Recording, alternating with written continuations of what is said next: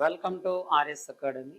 ఈరోజు జరిగిన జాతీయ, అంతర్జాతీయ, ప్రాంతీయ, ఇతర ముఖ్యమైన అంశాలను క్షుణ్ణంగా పరిశీలిద్దాం. ఈరోజు మొదటి అంశం ఐసోబుటనాల్ అనే ఒక కొత్త అంశం అనేది కరెంట్ టాపిక్ లో రావడం జరిగింది. ఏంటి సార్ ఇది ఐసోబుటనాల్ అంటే? త్వరలో ఇది డీజిల్ ఏదైతే ఉంటుందో ఈ డీజిల్ లో దీన్ని కలుపుతున్నట్లుగా మనకి కేంద్ర ప్రభుత్వం ప్రకటించడం జరుగుతుంది మనకి. అయితే కేంద్ర ప్రభుత్వం గతంలో ఇదే పెట్రోల్లో ఇథనాల్ అనే దాన్ని గతంలో కలిపేది. ఏది సార్ అంటే ఇథనాల్ అని దాన్ని కలిపేది. దాదాపుగా 20% దీన్ని కలిపేవారు. అయితే ప్రజెంట్ ఈ డీజిల్ లో ఈ ఐసోబుటనాల్ అనే దాన్ని 10% మేము కలపబోతున్నాం. 90% డీజిల్, 10% ఐసోబుటనాల్ అనేది ఉంటుంది. దీన్ని ఐసోబుటనాల్ లేదా ఐసోబ్యూటిల్ అండ్ ఆల్కహాల్ అనే పేరుతో కూడా పిలుస్తారు. అయితే దీని యొక్క సైంటిఫిక్ లేదా రసాయన నామం ఏంటి సార్ అంటే C4H10O అనేది దీని యొక్క సైంటిఫిక్ అనేది. అంటే తరచుగా ఈ కార్బన్ ఉద్గారాలు పెరిగిపోతూ ఉండడం వలన వీటిని కార్బన్ ప్రొడక్షన్ ని, కార్బన్ ఉద్గారాలను తగ్గించాలనే ఉద్దేశంతో కేంద్ర ప్రభుత్వం ఇలాంటి అంశాలు ముందు తీసుకురావడం జరిగింది. ఆల్రెడీ మనము పిఎం డ్రైవ్ కింద ఎలక్ట్రానిక్ వెహికల్స్ ఎవరైతే కొంటారో వాళ్ళకు సంబంధించి రోడ్ ట్యాక్స్ కావచ్చు అండ్ పర్మిట్ ట్యాక్స్ కావచ్చు, ఇవి ఉండవు. అయితే దానిని 2025 మే నాటికి దాని యొక్క గడువు పూర్తవుతే దీనిని ఎలక్ట్రానిక్ వెహికల్ కి సంబంధించి 2028 వరకు దీని యొక్క గడువును కూడా పెంచడం జరిగింది. అంటే ఏం చేస్తున్నారు సార్ అంటే ఎలక్ట్రికల్ వెహికల్ ని తీసుకురావడం జరిగింది. ఎందుకు సార్ అంటే భారతదేశం యొక్క లక్ష్యం 2070 నాటికి 0% కార్బన్ ఉద్గారాలు అనేది లక్ష్యం. కార్బన్ ఉద్గారాలు ఎప్పటికీ సార్ అంటే 2070 నాటికి చేరాలనేది భారతదేశం యొక్క లక్ష్యం. దాంట్లో భాగంగానే ఇలాంటి అన్ని కూడా తీసుకొస్తున్నాము అని కేంద్ర ప్రభుత్వం ప్రకటించడం జరిగింది. అండ్ రీసెంట్ గా ఏవైతే ఎలక్ట్రికల్ బస్సెస్ ఏవైతే ఉంటాయో ఈ ఎలక్ట్రికల్ బస్ ను కూడా ఇటీవల ఢిల్లీ అండ్ చెన్నై, ముంబై అండ్ హైదరాబాద్ లాంటి ప్రాంతాలలో కూడా ఎలక్ట్రికల్ వెహికల్స్ ని కూడా తీసుకురావడం జరిగింది. అండ్ పిఎం డ్రైవ్ అనేది ఎలక్ట్రానిక్ వెహికల్ లో గొప్ప ఇది మార్పు అని చెప్పవచ్చు. ఓకే, కాబట్టి మనం ఇటీవల ఈ ఎలక్ట్రానిక్ వెహికల్ లో ఛార్జింగ్ స్టేషన్స్ అండ్ ఎలక్ట్రానిక్ ఉత్పత్తుల్లో రీసెర్చ్ లో మొదటి స్థానము అండ్ ఎలక్ట్రానిక్ వెహికల్స్ ఎక్కువగా అమ్ముడుపోయిన రాష్ట్రాలు, ఇవన్నీ కూడా కరెంట్ అఫైర్ లో చూసాం. గత కరెంట్ అఫైర్ లో ఒకసారి వాటిని కూడా రివిజన్ చేయండి. ఓకే, నెక్స్ట్ కరెంట్ టాపిక్ వెళ్ళిపోతే ఏది సార్ అంటే ADFL CIV వ్యాక్సిన్. అంటే ఇదేంటి సార్ అంటే భారతదేశం యొక్క స్వదేశీ పరిజ్ఞానంతో తయారు చేసిన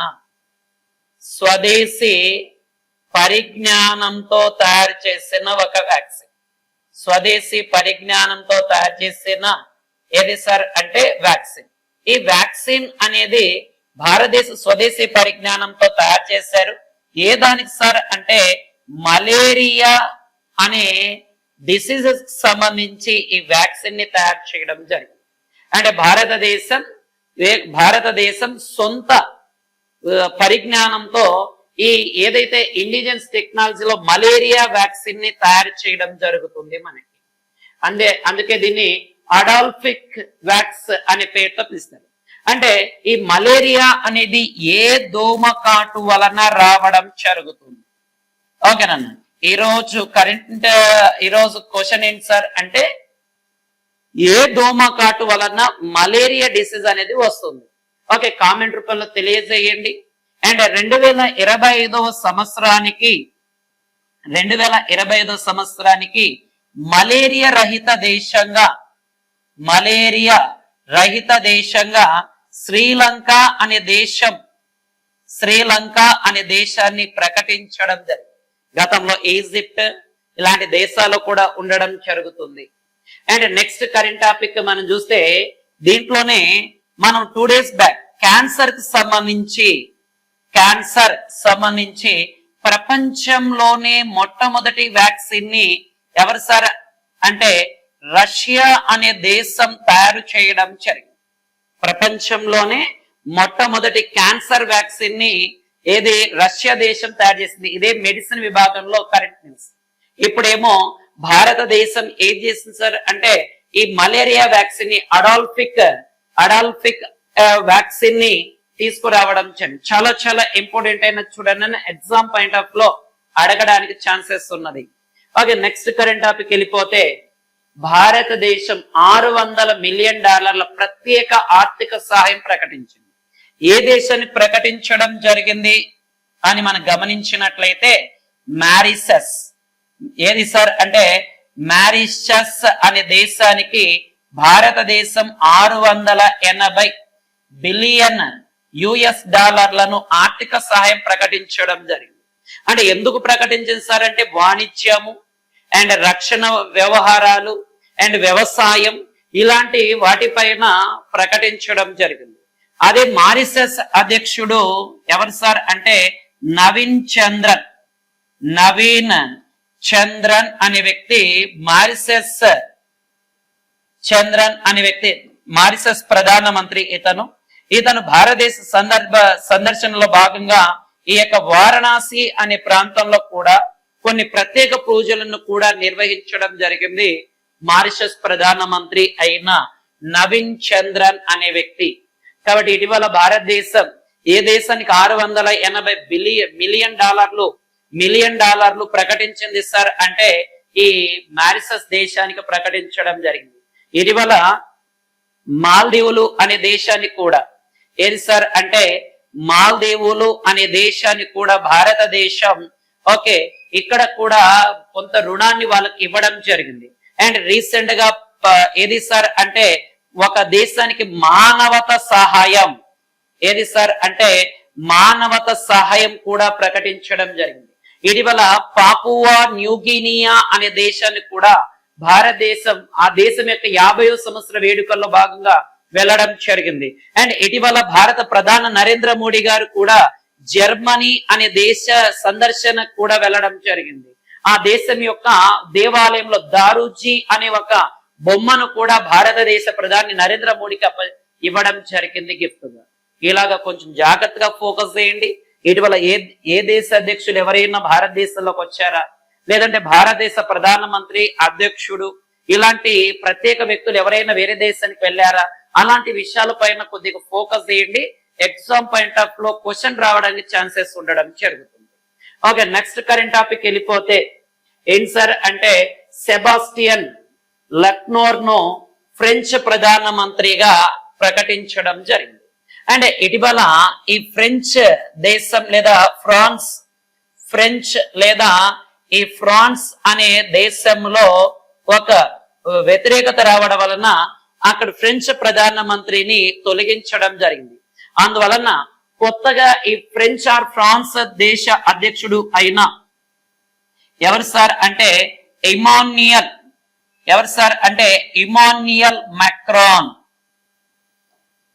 ఇమాన్యుయల్ మెక్రాన్ అనే వ్యక్తి ఏం చేశారు సార్ అంటే కొత్త ప్రధానమంత్రి అయిన సెబాస్టియన్ లెక్నోర్ ను నియమించడం జరిగింది. అండ్ ఇదే ఫ్రాన్స్ కు సంబంధించి మనం చూసుకుంటే ఇటీవల ఒలింపిక్ క్రీడలు ఎక్కడ జరిగాయి సార్ అంటే ఫ్రెంచ్ లోనే జరిగింది. ఫ్రాన్స్ రాజధాని ఏది సార్ అంటే ప్యారిస్. ఈ ప్యారిస్ అనేది ఏ నది ఒడ్డున ఉంది సార్ అంటే సీన్ అనే నది ఒడ్డున కలదు. ఇదే ప్యారిస్ లో మనకి ఒక ఇంటర్నేషనల్ ఆర్గనైజేషన్ యునెస్కో ఏది సార్ అంటే యునెస్కో యొక్క ప్రధాన కార్యాలయం కలదు. యునెస్కో అనేది 1945 నవంబర్ 5వ తారీఖున ఏర్పాటవడం జరిగింది. 1945 నవంబర్ 6వ తారీఖున ఏర్పాటవడం జరిగింది.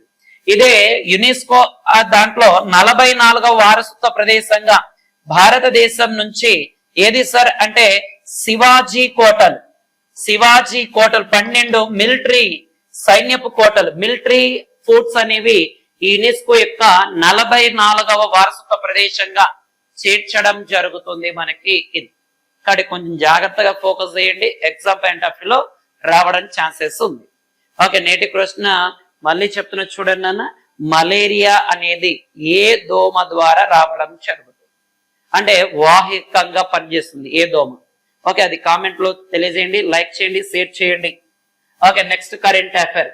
కామన్వెల్త్ పార్లమెంటరీ అసోసియేషన్ చాలా చాలా ఇంపార్టెంట్. కామన్వెల్త్ పార్లమెంటరీ అసోసియేషన్ ఎక్కడ జరిగింది సార్ అంటే బెంగళూరు.